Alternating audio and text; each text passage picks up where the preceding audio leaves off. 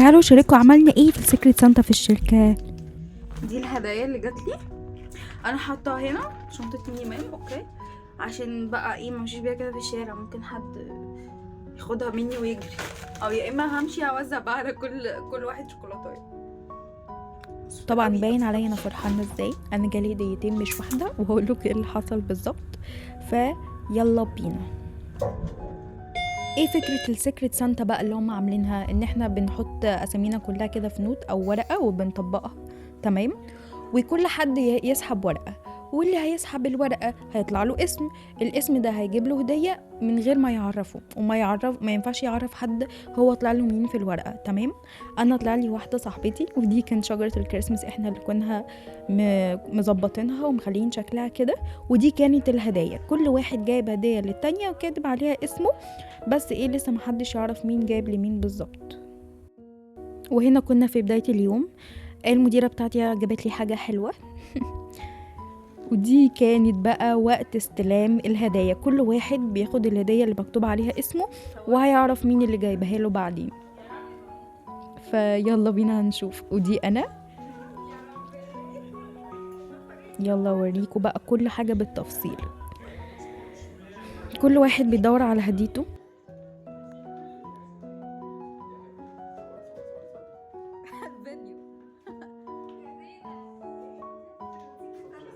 الأجواء بصراحة كانت جميلة جدا، وكلنا كنا مبسوطين وبنضحك وبنتفاجئ مين اللي جايب لي الهدية دي، فالموضوع كان حلو قوي ولذيذ، وكمان بنتفاجئ جدا بالهدايا. تعالوا اقول لكم بقى انا ازاي جالي هديتين. المفروض الشخص اللي كان هيجيب لي هديه، اللي كان طلع لي اسمه، طلع له اسمي انا، هو كان عنده شغل بره واتاخر على الميعاد بتاع السيكريت سانتا، فقالوا خلاص هو مش هيجي. فراح الشخص اللي هو بيعمل سيكريت سانتا، يعني اللي جايب الفكره معانا زميلنا، قال شافني طبعا، انا عرفت ان هو مش جاي، وكانوا كاتبين لي كده اعتذار انه الشخص مش هيجي او الهديه بتاعتي هتكون بكره. فهو عشان انا ما زعلش فنزل جاب لي بوكيه كده، وكان فيه حاجات حلوه قوي، هو ده البوكيه بجد. وفي نفس الوقت قبل ما نبدا سيكريت سانتا راحت الهديه بتاعتي جت، فكده بقى معايا هديتين وكنت محظوظه جدا. وهنا سهير كان بيقول لي ايوه يا عم.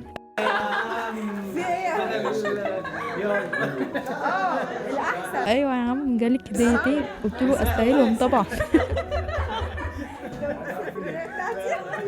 وهنا كنت بشكر طبعا زميلنا اللي راح جاب لي هديه مخصوص، مع اني اسمي ما طلعلوش، بس علشان هو خايف ان انا اتضايق، نبقى كلنا مبسوطين وانا بس اللي متضايقه، فبجد ذوق جدا. وده ماجد كان بيورينا الهديه بتاعته، كان معجب قوي بالبابا نويل اللي جاله هديه. وهنا كنت بصور زوزو جاب لها ايه، اروح هنصور دلوقتي الهديه ونشوف جالها ايه بالظبط.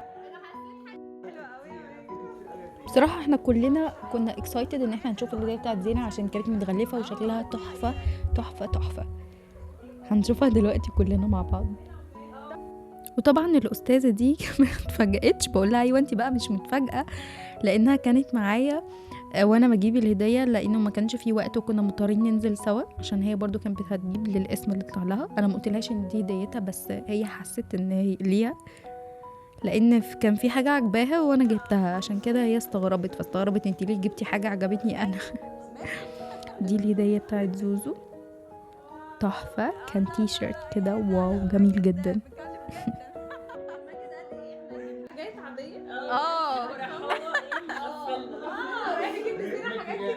انت قلت هتجيب هدايا ماجد؟ لا مش بس حاجات بسيطه. زوزو جالها طبعا اكتر من هديه، يعني الهديه كان فيها حاجات كتير، مع انه الاستاذنا ماجد كان قايل ان احنا نجيب هدايا بسيطه وغفلنا كلنا، وهو جاب هديه مش بسيطه.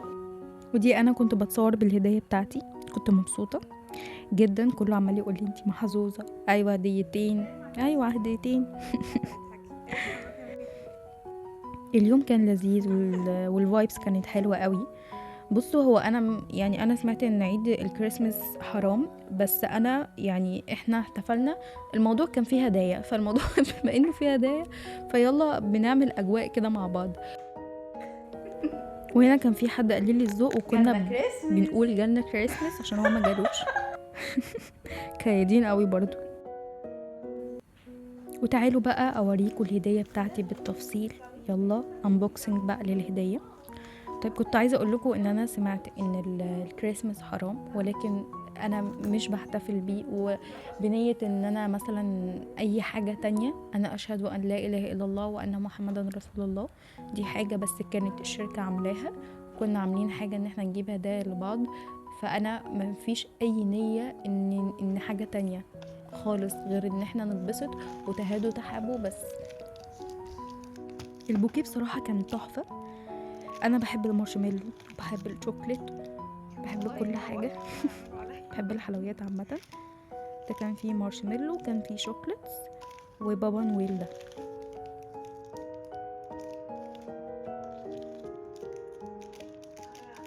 هو بس حد يفكر يحسدنا ويقول يا جماعه انتوا طول الوقت مبسوطين، يا بختكوا، على الشغل ده فين والحاجات دي كلها.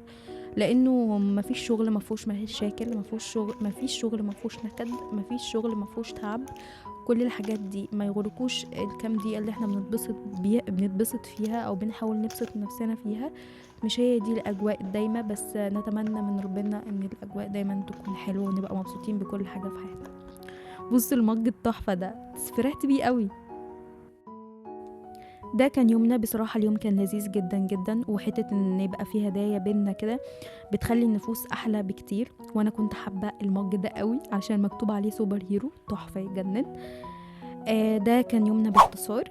احكوا لي انتوا كمان في الكومنتات عملتوا ايه ولا ما عملتوش حاجة، قولوا لي في الكومنتات. ولايك وفولو، او لايك وسبسكرايب او اشتراك للقناة علشان تشوفوا الفيديوهات الجاية. هستناكم في الفيديو الجاي. باي باي.